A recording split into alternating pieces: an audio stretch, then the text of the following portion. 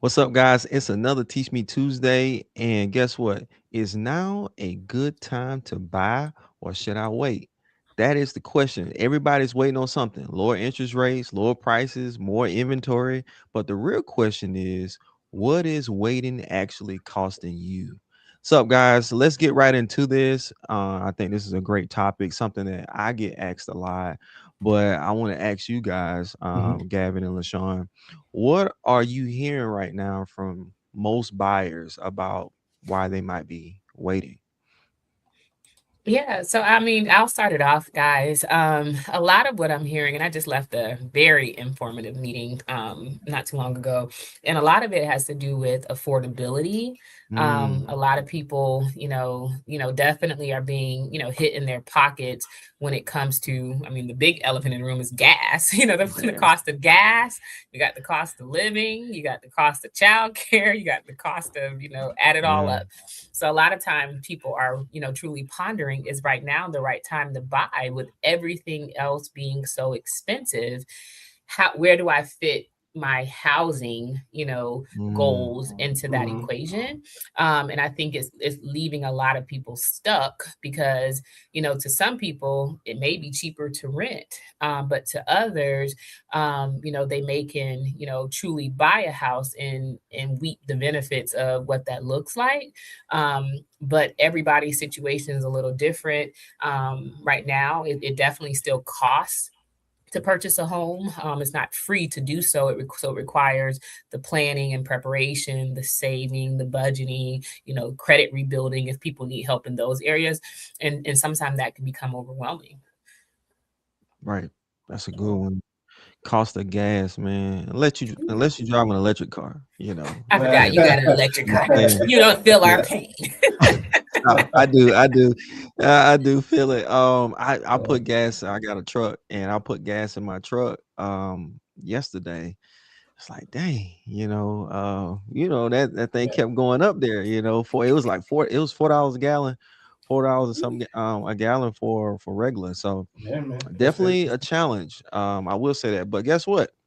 Even if you rent, still gonna have to pay for those gas prices. I'm just Yeah. It's saying. true. You know, It's true. Yeah, um, but man, but the jump in there and add on to what LaShawn was saying, I mean, I think affordability definitely is the biggest talking point right now. Is just everybody can't afford to purchase a home in today's mm, economy, especially here mhm. in South Carolina. I mean, I think the last kind of update and market update I seen was about 6 out of every 10 families in the Mm. state of South Carolina cannot afford to purchase a home. Say So that one more so time. Almost 6 out of every 10 families are mm, not Wow. able to afford to wow, purchase a home. And wow. that's not just thinking from a standpoint of a dual income household. Right, There's a lot of single family, like in terms of just a right, one income household, and it's because of where home prices are. And of course, this is the average throughout South Carolina. Of course, you have certain counties where home prices are lower, and then you have counties where home prices are higher. It's a big difference between downtown Charleston and Santee, Holly Hill, South Carolina. Um, good so take question. that into consideration. But 6 out of 10 families are unable to afford the medium price of homes in the state of South Carolina. So Gavin, that brings me to some numbers. I'm glad you brought that up about the median price point, right? So median sales price, I'm gonna give Orangeburg and I'm gonna also give Somerville, Mhm. just in case some anybody out there looking in those particular areas. Median price point right now in Orangeburg County is $230,000 Mm. compared to Somerville, which is almost a whopping $400,000 Oh for my your goodness. your median price point. And let me Mhm. explain that now. It's not your average price point. Average price point is actually higher, okay? Right. Mm. But your median price point is just the numbers in the middle. It doesn't take, the highest of the high and the lowest of the low into that equation just to kind of give you some perspective. This is actually it's pretty level from where it was last year. Okay. It didn't really go up much. So Orangeburg might have went up 0.4%, which is pretty Mm. close. Somerville went up 0.1%. So it's still like level from where it was, as far as, median price point. So That's crazy. So, I mean, so you think about it, right? You said around 230 for 230. Orangeburg Uh-huh. versus how much did you say for Somerville? 399 to be exact. 399,000. 399. I mean, that's Right. almost double. It's almost not quite double, but it's close to it. Like that's 50 that's a miles lot. apart. Right. Yeah. Yeah, I Right. mean, for people to be able to do that. So, I mean, so with that being said, I'm gonna jump around just a little bit. Let's go to point number three. So what are the advantages? Are there any advantages, or do you feel like a lot of buyers and or sellers may be more at a disadvantage right now Mhm. with the way prices are, with where we are rate wise? And we'll kind of touch on rates before we wrap up today as well. But what are you guys thinking? Are there any advantages out there to truly, still moving forward, knowing where the prices of houses are today? I would jump in there and say, yeah. I mean, I think there are always still advantages of home ownership.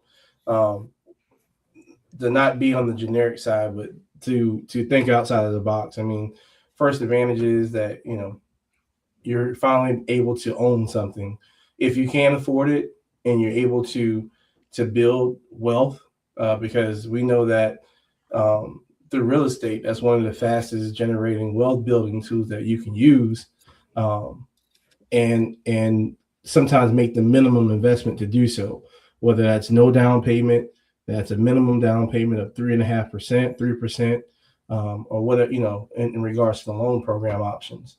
So being able to build equity and wealth over a period of time is definitely a reason to buy. Um, a benefit of buying. The other is, I mean, the right now, because of houses are sitting on the market a little bit longer, it's more the market is more stable. We aren't shifting to one side or the other. We're in the middle, so it's creating more competition for buyers. That is, to be able to go out there and negotiate, because people want to sell their homes, and if they're sitting on the market too long, they're going to now be more willing um, to either drop in price or offer certain incentives, and we see that we know builders are doing it left and right. Yeah, I was All the gonna ask incentives that that. they're throwing I at was, I was gonna ask that to Wilma. I know Wilma, you just did a very good, workshop on new construction. So what I mean, Mhm. is that kind of the advantage is maybe going to a new build because there's more incentives? Nah, I think it's across the board. Mm, Across the board with sellers. Okay. mhm, Gavin brought up a good point about days on market. Just to give you some numbers, this year in Orangeburg, homes are sitting on the market year to date 10% longer. Okay. mm. And Somerville is even 20% longer on Mhm. Oh, days wow. on market. All right. So just to give you some perspective, when you have longer days on market, sellers are more willing to take less or give more incentives.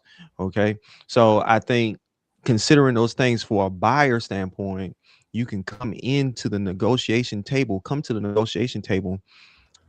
with maybe a lower offer, maybe some more asking for more closing costs. So just ask for more. Yeah, so that's something I want buyers to think about in this particular market, because if it shifts and becomes a seller's market, you can't be that aggressive with sellers. So this is an opportunity, I believe, for the buyer. I have a Hmm. question for you. I mean, what do you think drives a house to stay on the market longer, right? So if you said you have those Hmm. increases of 10 to 20% or something like that, what do you feel like, in your opinion, or if you have, the data that kind of supports that or the statistics that kind of supports that, like why are houses sitting a lot longer? Is it because we don't have qualified buyers or like what do you think? Well, and Gavin, you know me, man. This is an economics, Economics? economics. So going back to the affordability thing, right? Mm, When something happens over here, it's a trickle effect to over here. But I do believe, of course, there's a lot of different factors why homes may sit on the market longer. Location is always a good one.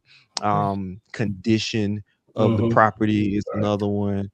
The type of home, is it desirable? I tell people, your 3 bed, 2 bath is like your sweet spot house. But then once you go lower than that, like a 3-1 or a Mhm. 2-2 or something like that, something that's harder to sell, that might cause the home to stay on the market longer. So there's a lot of different factors. I will say this: great neighborhoods, great location with great condition home, they still sell. You know what I'm Right. saying? I'm not saying that those particular homes, but on average or your median, their homes are sitting a little longer on the market year to date. So yeah. Yeah, I mean, All right. I agree. I agree with that for certain. I mean, I think a lot of sellers are missing out because they aren't willing to, you know, prepare the home properly to to sell. Mhm. Again, it boils down to what their motivation is, right? If they're Right, not, right. if they're not as motivated to sell quickly, then yeah, maybe they may not make the investment to, you know, painting these rooms or Mhm, fixing certain things prior to listing their homes, so that they mhm, can be more attractive and attract those buyers that are initially looking, as opposed to sitting back waiting on that perfect client who's like, well, yeah, I can deal with this, or I can deal with that. I can do this after buying the house, as opposed to preparing it for somebody who's looking immediately and taking advantage of that interest right then and there, because you've already done the work to get the house prepared. But again, not everybody can do that immediately as well. Gavin, Well, that's I good. want Okay. I want to add one more thing. Gavin brought up something about sellers. Guess what? There are more sellers now. Okay, because Mm. there are more sellers now, you got more competition now. Hmm. When it comes to the seller side, buyers have more to pick from. Okay, That's so if true. your house is on that same street, when Johnny down there trying to sell his house too, you got to look at the competition. It's like, hey, Johnny house got a nice porch on the front, and then and he's like, but I got a deck on the back, but so you gotta look at those things that might influence a buyer to go either way. I have agents say, "Hey, how did the showing go?" Well, how did it go? I say, "Man, it's in its top three." So we giving stuff like that. When the conversation was different, before, it's like, how did the showing go? You got to offer in your box right now. Like, so it's a different conversation now. Yeah. Yeah. I Yeah. love it. I love it. So before we wrap up today, I do want to talk about the interest rates, right? Because I think that's a big one when people are trying to make the decision, is now a good time to buy or should I wait, right? So let's talk about what about rates. So should buyers wait until interest rates drop, or should they kind of just, jump right in and kind of, what they say, marry the house and date the rate, right? Is kind Hmm. of the Right. new little phrase that's been floating around. In my opinion, I'll definitely let you guys tell me yours before we wrap up for today. I definitely think people should, don't get me wrong, rates do matter, but I think that people should still, move forward. I think it's the strategy that's in place. That's Right. what's going to help people kind of feel more comfortable or overcome, whatever, their challenges may be, or their emotional ties to the mortgage payment, because I know that drives a lot of people's decision is what my mortgage payment is going to be because that rate drives the payment. But I think if you have the right strategy in place to either get seller concessions to do some rate buy downs or something like that, or look at some other type of loan programs that may be able to accommodate a lower rate, I think that that may be very beneficial to someone that may be on the fence. Do you guys want to add anything when it comes to the rate part? Do you guys kind of get that? I mean, I don't know, Wilma, do you get that a lot still, where people are, ask you, what my payment's going to be on this house, or what rates look like before they go see it, or do they see it first and then ask the question? You know, I it's funny. I asked them Okay. about where you want your monthly payment. Where can you handle a comfortable monthly payment? And I tell them, I say, all right, now I'm not talking about, saying $500 a month. I'm not saying that Uh-huh. now, but I do ask them that because I can kind of gauge where they might be, what kind of a house they might be able to afford. Okay.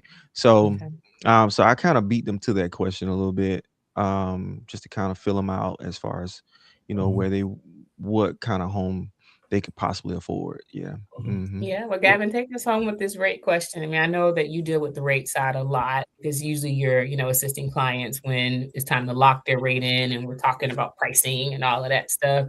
Do you feel that people are comfortable with where rates are, or do you get a lot of pushback like, oh, can I get the rate any lower? What are I mean, people always, just naturally they want, they want lower rates because, especially first time home buyers, because their experience through home ownership is with people who may have recently bought, who have Mhm, recently purchased in the past few years, and we're coming off of COVID years where rates were in the historically lows, 2.5%, 3%, Mm, and so they're they're wondering, looking at people, their friends on social media and things that purchased homes years ago, and like, man, we work at the same place.